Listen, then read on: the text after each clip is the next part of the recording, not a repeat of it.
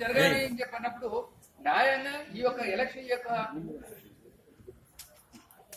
Election యొక్క news ఏదైతే ఉందో మూవ్ అండ్ కార్నర్ అంటే ప్రతి సభ్యుడికి కూడా చేరాలి. ప్రతి సభ్యుడికి చేరినప్పుడు మాత్రమే దీనివల్ల ఆ యొక్క సభ్యులకు ప్రతి వాళ్ళకు కూడా న్యాయం జరుగుతుంది ఉద్దేశంతో ఫస్ట్ మేము ఏం చేసామంటే మండల వైస్ 12 మండలాలు మన దగ్గర ఏదైతే ఉన్నాయో ఆ మండలాలకి ఒక్కొక్క రిప్రజెంటేటివ్ ను మనం ఎన్నుకోవాలి. ఒక్కొక్క రిప్రజెంటేటివ్ ఎన్నుకుంటే ఏమైతే రేపొద్దు ఎటువంటి కార్యక్రమం మనం జరిగినా కూడా ఈ మండల వైజ్ గా మనం వాళ్ళకు మెసేజ్ ఇస్తే వాళ్ళు ఉన్నటువంటి ఆ ఏరియా యొక్క పరిధిలో విస్తృతంగా తిరిగి మన యొక్క సమాచారాన్ని మనకు వాళ్ళకి అందినటువంటి సమాచారాన్ని వాళ్ళకి ఉద్దేశంతో ఆ యొక్క మండల రిప్రజెంటేటివ్ ఎన్నుకోవడం జరిగింది.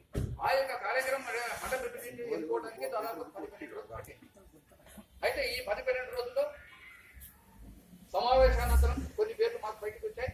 అయితే కాంప్రమైజింగ్ ధోరణిలో ఒక 12 మంది నిర్ణయం చేయడం జరిగింది.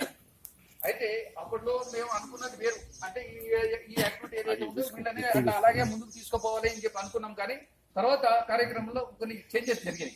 ఎందుకంటే అలా కాదు ఇలా కాదు వచ్చినటువంటి సమావేశానికి వచ్చిన కొంతమంది పెద్దలు ఇచ్చినటువంటి మార్పులు చేర్పుల వల్ల కాదు ఈ రకంగా ఈ మీటింగ్ ఈ రకంగా జరగకూడదు, ఇంకా కొంచెం ముందుకు ఇంకా విస్తృతంగా జరగాలనే ఉద్దేశంతో ఏం చేసామంటే ఫస్ట్ పాంప్లెట్స్ రిలీజ్ చేస్తాం.